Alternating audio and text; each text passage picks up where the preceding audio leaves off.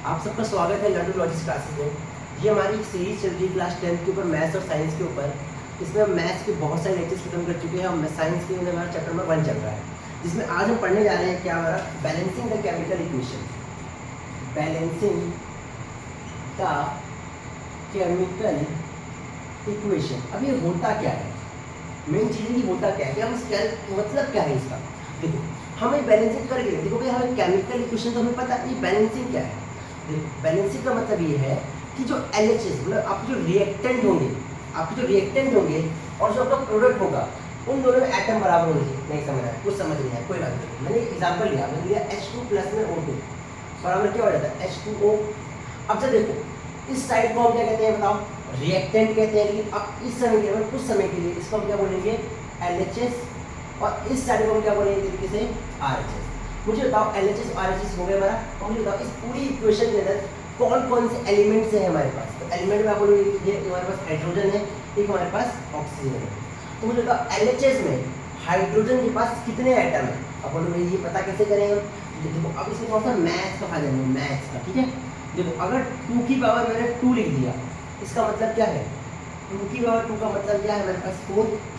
Same वैसे ही science के अंदर क्या हो जाता है, अगर इस 2 की पावर 2 को मैं ऊपर ना लिख के अगर नीचे लिख देता हूँ, इसका मतलब भी सेम ही होता है। देखो अगर ऊपर लिख देंगे तो मैथ्स बन जाएगा, नीचे लिख देंगे क्या हो जाएगा साइंस बन जाएगा, ठीक है। तो वैसे इस H और 2 का मतलब क्या है कि इसकी पावर कितनी है 2 है।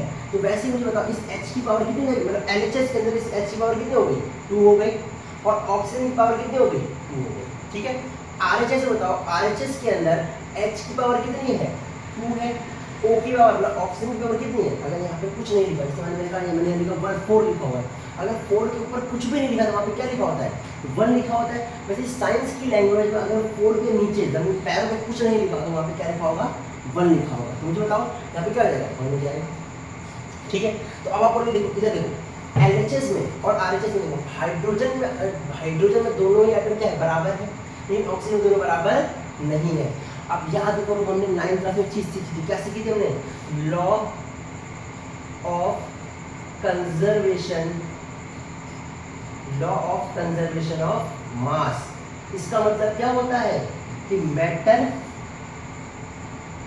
Can neither be created and nor be destroyed. मतलब किसी भी मेटल को ना ही बनाया जा सकता है ना ही डिस्ट्रॉय किया जाता है किसी भी प्रोसेस के द्वारा। तो अगर मुझे बताओ यहाँ पे आपने किसी 2 एलिमेंट को आपस में मिलाया, किसी चीज़ बनाई, तो ये एक यहाँ पे हमें 2 ऑक्सीजन डाले, तो ये एक ही ऑक्सीजन क्यों निकला, है ना। बात तो पाएंगे कि यहाँ पे 2 ही ऑक्सीजन क्यों निकले हमारे पास, एक ही ऑक्सीजन क्यों निकला, तो ये मेटल गया कहाँ। तो इसी ही चीज़ को खत्म करने के लिए, मतलब इसी ही चीज़ को पूरा करने के लिए हम क्या करते हैं बैलेंसिंग करते हैं। तो अगर आपसे पूछा कि बताओ बैलेंसिंग हम क्यों करते हैं, तो याद रखना कि LHS और RHS की साइड को बराबर, मतलब LHS और RHS के एटम्स को बराबर करने के लिए, LHS और RHS के एटम को बराबर करने के लिए हम क्या करते हैं तरीके से बैलेंसिंग करते हैं। साइंस की लैंग्वेज से कैसे लिखेंगे बताओ, LHS को हम क्या कहते हैं रिएक्टेंट और RHS को हम क्या कहते हैं प्रोडक्ट। इसे हम क्या कहते हैं तरीके से रिएक्टेंट और इसे हम क्या कहते हैं तरीके से प्रोडक्ट। तो रिएक्टेंट और प्रोडक्ट के एटम को बराबर करने के लिए हम क्या करते हैं तरीके से बैलेंसिंग करते हैं, ठीक है। तो ये क्या होगा, इसका रीजन होगा कि हम बैलेंसिंग क्यों करते हैं, बैलेंसिंग का मतलब क्या होता है, बैलेंसिंग करनी कैसे है। अब मान लो इसमें याद रखना, ठीक, इसी एग्जाम्पल में रहता हूँ, इसे लिखना तो लिख सकते हैं, ठीक है।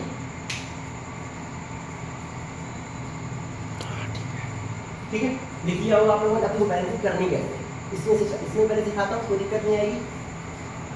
तो एक बार सीखने की कोशिश करो, ना समझे तो आज बहुत सारे एग्जाम्पल लेके आए होंगे, ठीक है। देखो इसको सीखने से पहले एक चीज़ और सीखो, देखो जैसे कि इस 2 अगर कोई नंबर लिखा हुआ x + y, ठीक है। अब मैं ये चाहता हूँ यार ऐसे लिखो, मैंने लिखा x × y, ऐसे कोई नंबर लिखा हुआ मैथ्स के अंदर। अब मैं चाहता हूँ इस y का मल्टीप्लाई मैं 2 से करना चाहता हूँ, लेकिन कंडीशन क्या है कि आप ऐसे इस तरीके से सिर्फ 2 के साथ y का मल्टीप्लाई नहीं कर सकते।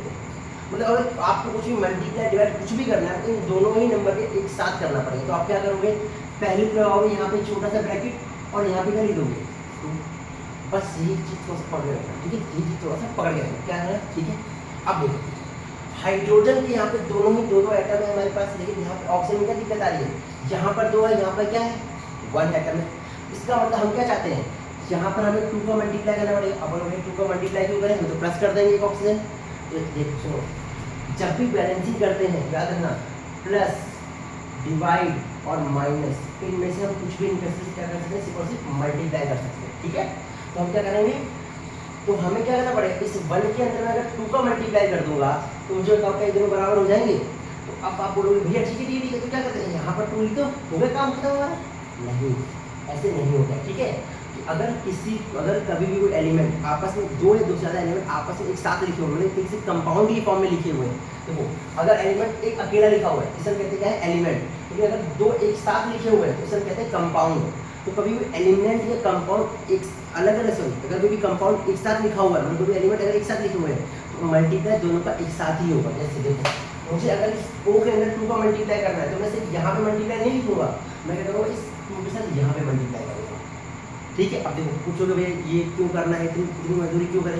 देखो मेरी गलती नहीं, साइंटिस्ट की गलती है, उन्होंने रूल बना रखा है। ठीक है, तो अब मुझे बताओ, अगर मैं इस कंपाउंड, इस पूरे कंपाउंड के अंदर 2 का मल्टीप्लाई कर रहा हूँ तो ऑक्सीजन के अंदर 2 का मल्टीप्लाई हो रहा है, चलो ठीक है, लेकिन यहाँ पर हाइड्रोजन भी तो है, तो हाइड्रोजन के अंदर 2 का मल्टीप्लाई हो जाएगा।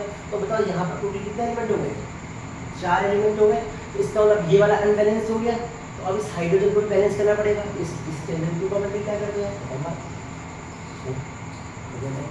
नहीं समझा कोई दिक्कत नहीं, बहुत एग्जाम्पल है समझेंगे, बस थोड़ा समझाने के लिए कराए। ठीक है, देखो एक और लिखते जाएंगे, जैसे एग्जाम्पल लिया मैंने, अरे हाँ एक बड़ा अच्छा एग्जाम्पल जब आपका लेके आ रहे थे, मैग्नीशियम प्लस में O2 बराबर क्या हो रहा है, MgO, मैग्नीशियम ऑक्साइड। ये तो बड़ा प्यार समझाया था मैंने, आपको 2 लेक्चर में लगा था, ये समझाया था। तो करना कैसे, देखो इस साइड को हम क्या कहते हैं, LHS, इस साइड को हम क्या कहते हैं, RHS। अच्छा अब क्या करना है कि देखो कौन कौन से एलिमेंट है इसके अंदर, एक है मैग्नीशियम, एक है हमारे पास ऑक्सीजन। LHS के अंदर मैग्नीशियम का कितने एलिमेंट है, आप लोग माने, ऑक्सीजन कितने हैं इसके पास, 2 है। RHS में आओ, RHS में मैग्नीशियम का कितने एलिमेंट है, कुछ नहीं रहा, क्या होगा, 1 होंगे। ऑक्सीजन कितने हैं, 1 है, इस अनबैलेंस है।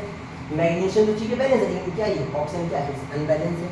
तो अगर ऑक्सीजन को क्या करना है, अगर बैलेंस करना है तो इसको, जैसे इसके पास 2 इसको 2 देना पड़ेगा, और 2 देने के लिए हम क्या कर सकते हैं, प्लस तो कर नहीं सकते, तो क्या करना पड़ेगा, मल्टीप्लाई करना पड़ेगा।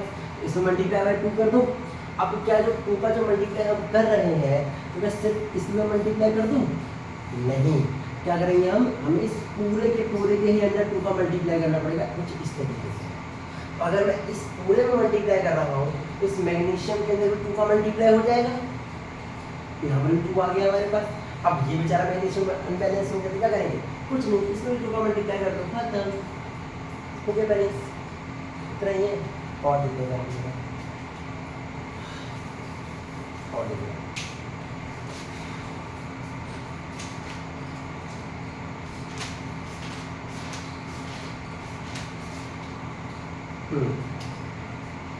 अच्छा एक और लिखेगा, ठीक है, आसान है, Cu प्लस में O2 बराबर में Cu, मतलब कॉपर प्लस में ऑक्सीजन बराबर कॉपर ऑक्साइड। तो इस साइड को क्या बोलेंगे, LHS, इस साइड को क्या बोलेंगे, RHS। इधर कौन सा एलिमेंट है, कॉपर और हमारा ऑक्सीजन। कॉपर में कितने एलिमेंट, 1, ऑक्सीजन में कितने हमारे पास 2। यहाँ पर कॉपर में कितने एलिमेंट है, 1, ऑक्सीजन में कितने एलिमेंट है हमारे पास 1।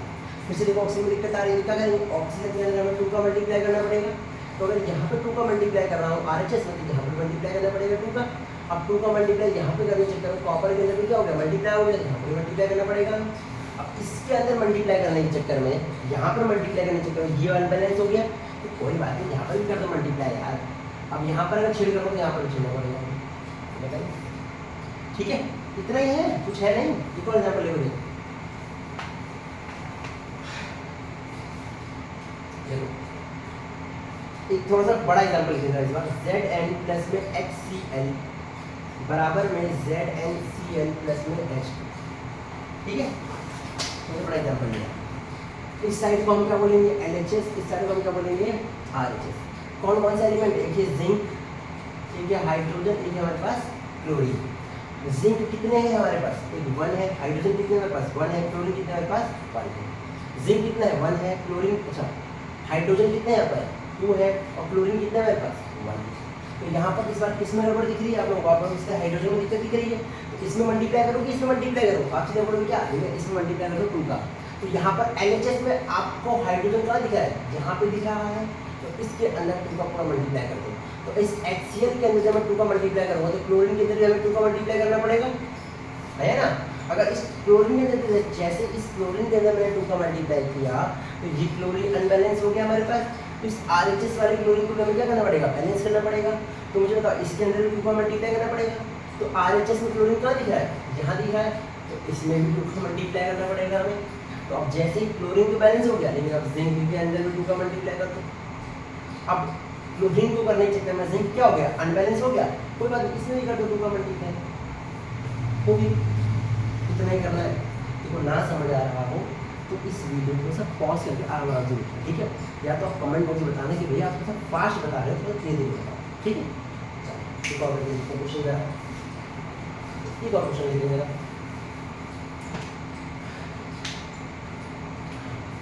Zn प्लस में H2SO4 बराबर में ZnSO4 प्लस में H2, ठीक है।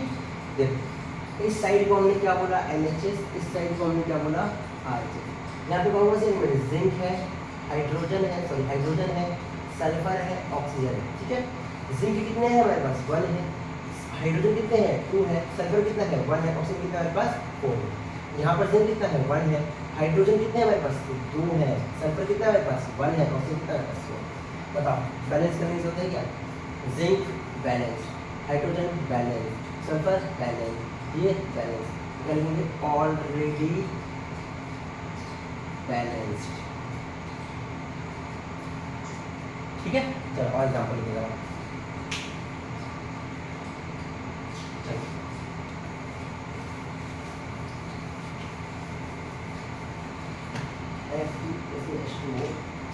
Fe प्लस में H2O बराबर में FeCO4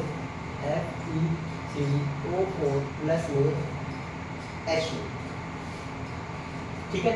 जरा इसके ऊपर ट्राई करिए आप लोग।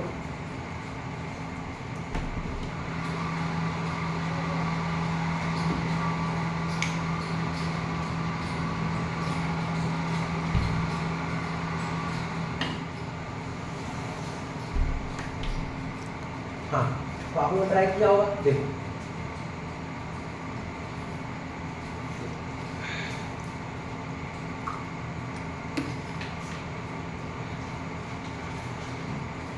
देखिए इस साइड को हम क्या बोलेंगे LHS, इस साइड को हम क्या बोलेंगे RHS। यहाँ पे कौन कौन से एलिमेंट है, Fe है, हाइड्रोजन है, हमारे पास ऑक्सीजन है। तो यहाँ पर I का मतलब Fe कितना है हमारे पास, 1 है, हाइड्रोजन कितना है, 2 है, ऑक्सीजन कितना है, 1। तो यहाँ पर हाइड्रोजन आयरन कितना है, 3 है, हाइड्रोजन कितना है, 2 है, और ऑक्सीजन कितना हमारे पास, 4 है।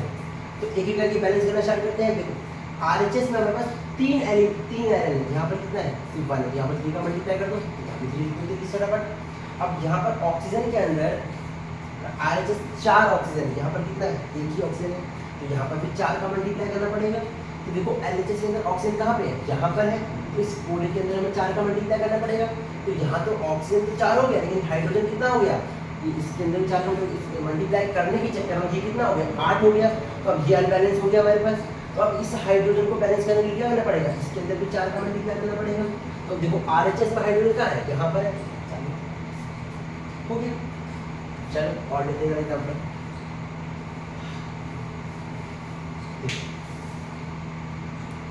थोड़ा सा क्वेश्चन बदलता हूँ, चलो यह लिखता हूँ, ठीक है। C6H12O6 प्लस में O2 बराबर में CO2 प्लस में H2O, ठीक है। यह ले रहा है, बताओ यहाँ पर कौन कौन सा एलिमेंट है, एक C है, एक H है, एक हमारे पास O है। कार्बन कितने हैं, 6 है, ऑक्सीजन हाइड्रोजन कितना है हमारे पास, 12 है, और ऑक्सीजन कितना, देखो अब यहाँ ध्यान देना, यहाँ पर हमारे पास ऑक्सीजन LHS में 2 जगह है, एक तो ये रहा और हमारे पास ये रहा, ठीक है। इसको हम कैसे लिखेंगे, 6 + 2 बराबर 8, बिल्कुल नहीं, ठीक है। 6 + 2 तो लिखेंगे, लेकिन इसको हम प्लस नहीं करेंगे बिल्कुल भी, ठीक है। चलो अब इधर आ जाओ, यहाँ पर कार्बन कितने हैं, 1 है, हाइड्रोजन कितना है यहाँ पे हमारा, अच्छा ये H2O है, ठीक है, यहाँ से H2O, यहाँ पर हाइड्रोजन कितने हैं, 2 है और ऑक्सीजन कितना है यहाँ पर देखो, यहाँ पर भी 2 जगह लिखा हुआ है, 2 प्लस में 1, ठीक है। अब फिर हम एक एक करके बैलेंस करना स्टार्ट करते हैं। तो यहाँ पर 6 एलिमेंट है एलएचएस में, तो यहाँ पर कितना 1, यहाँ पर भी हमें 6 का मल्टीप्लाई करना पड़ेगा, तो यहाँ पर 6 का मल्टीप्लाई करना पड़ जाएगा, ठीक है। तो यहाँ पर जैसे मल्टीप्लाई करूँगा तो इस ऑक्सीजन के अंदर मल्टीप्लाई हो जाएगा कितने से, 6 से। देखो कार्बन हो गया बैलेंस, ये भी बैलेंस हो गया हमारे पास हाइड्रोजन। अब बचा क्या, अच्छा सॉरी, अगर इसके अंदर मल्टीप्लाई करो, देखो अब देखो यहाँ ध्यान देना, 6 के अंदर CO2, ये मैटर करता है कि कौन सा वाला O है, ये 2 वाले O है या फिर 1 वाला है। तो आपने इस 2 वाले O के अंदर आपने 6 का मल्टीप्लाई किया है, तो RHS के अंदर आप इस वाले 2 के अंदर 6 का मल्टीप्लाई करके दिखाओगे, ठीक है। अब देखो कार्बन हो गया बैलेंस, अब हमें किससे बैलेंस करना है, हाइड्रोजन बैलेंस करना है, ठीक है। हाइड्रोजन बैलेंस करने के लिए क्या करना पड़ेगा, यहाँ पर 12 है, यहाँ पर कितना है 2 है, तो यहाँ पर 6 का मल्टीप्लाई करना पड़ेगा। 6 यहाँ पर कहाँ है, इधर है। तो देखो जैसे ही इसके अंदर पूरे कंपाउंड के अंदर मैंने 6 का मल्टीप्लाई किया, तो हाइड्रोजन के अंदर मल्टीप्लाई हो गया, साथ साथ ऑक्सीजन के अंदर भी बैलेंस मल्टीप्लाई हो जाएगा। अब ये ऑक्सीजन कौन सा वाला है, 1 वाला है, तो इस 1 वाले 6 के अंदर मल्टीप्लाई करना पड़ेगा, किससे, 6 से, ठीक है। अब देखो ये भी हो गया, ये भी हो गया, अब बचा क्या हमारे पास, ये ऑक्सीजन बचा। यहाँ पर टोटल गिनो, यहाँ पर एलिमेंट कितने हैं, यहाँ पर 8 एलिमेंट है, यहाँ पे 12 और 6 18 एलिमेंट है। तो अब इसको बैलेंस करना पड़ेगा, 8 से 18 पहुँचाना है, तो क्या करें, देखो अगर इस जो 2 है हमारा, ये ऑक्सीजन ये वाला है, एलएचएस वाला जो 2 है हमारा, मल्टीप्लाई करने के लिए तो मैं इसके अंदर ही मल्टीप्लाई कर सकता हूँ, इसके अंदर ही मल्टीप्लाई कर सकता हूँ, लेकिन मैं ये कह रहा हूँ आपसे, अगर आप इस वाले ऑक्सीजन के अंदर मल्टीप्लाई करते हो 6 का, तो मुझे बताओ क्या इससे किसी भी और एलिमेंट में कोई फर्क पड़ेगा, नहीं पड़ेगा। इसलिए मैं कह रहा हूँ इस 2 के अंदर 6 का मल्टीप्लाई कर दूँगा, कितना हो गया, यहाँ पर 18 हो गया, यहाँ पर 18 हो गया, ये 12 हो गया, ये 6 हो गया, ये 12 हो गया, ठीक है। इस क्वेश्चन को लेने का मेन आंसर ये था कि यहाँ पर 2 एलिमेंट थे हमारे पास, ठीक है। चलिए एक और क्वेश्चन करते हैं।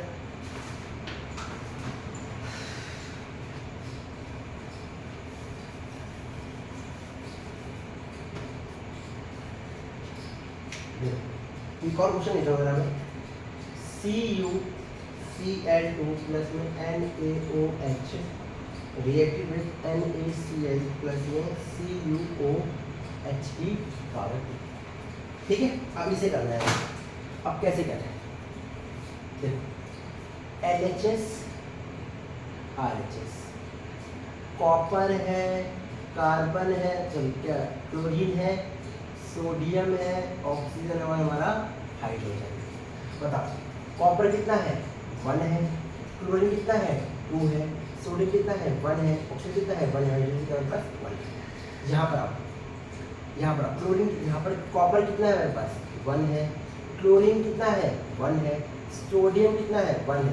अब बात आती है ऑक्सीजन की और हाइड्रोजन की, यहाँ पर क्या लिखा हुआ है, ब्रैकेट के अंदर OH2 लिखा हुआ है।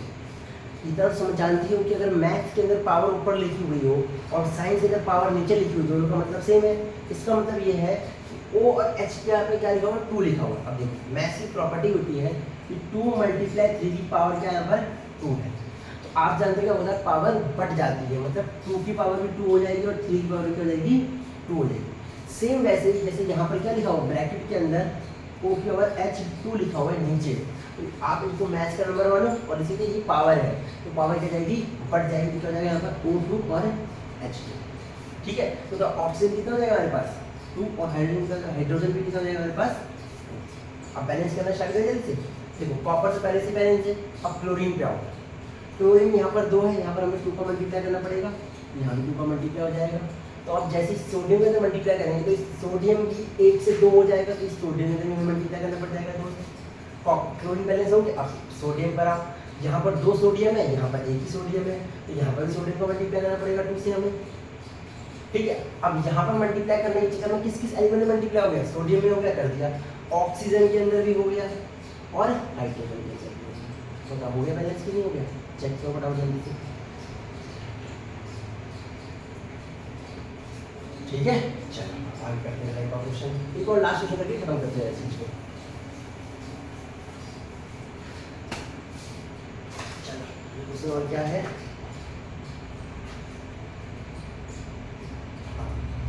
PbCr4 प्लस में HNO3 PbNO3 प्लस में CO2 प्लस में H2O। ये साइड कौन सी हमारी LHS, ये साइड कौन सी हमारे पास RHS। यहाँ पे कौन सा एलिमेंट है Pb मतलब लीड COHN, ठीक है। अब देखो यहाँ पर लीड मतलब Pb कितने एलिमेंट है, 1 एलिमेंट है। कार्बन CR कितने, अच्छा ये CR है, सॉरी ये CR है, फिर इधर रहेगा CR।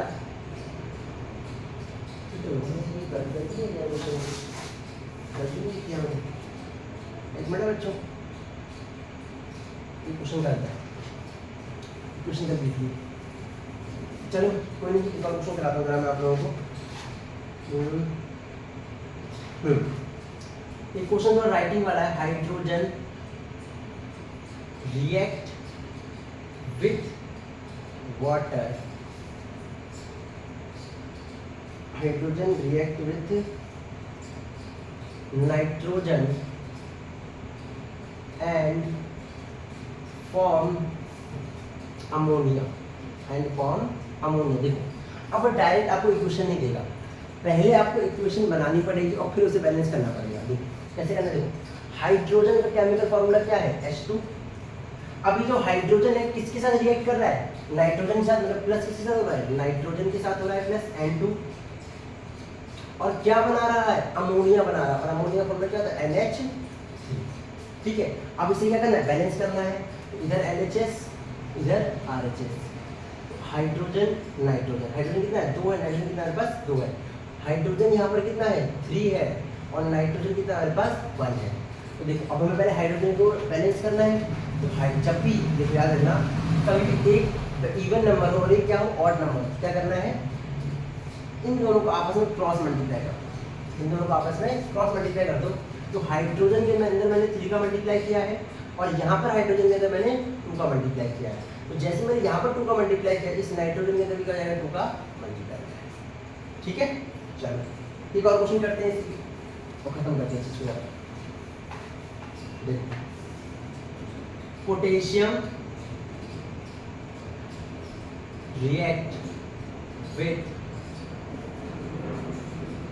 Water to give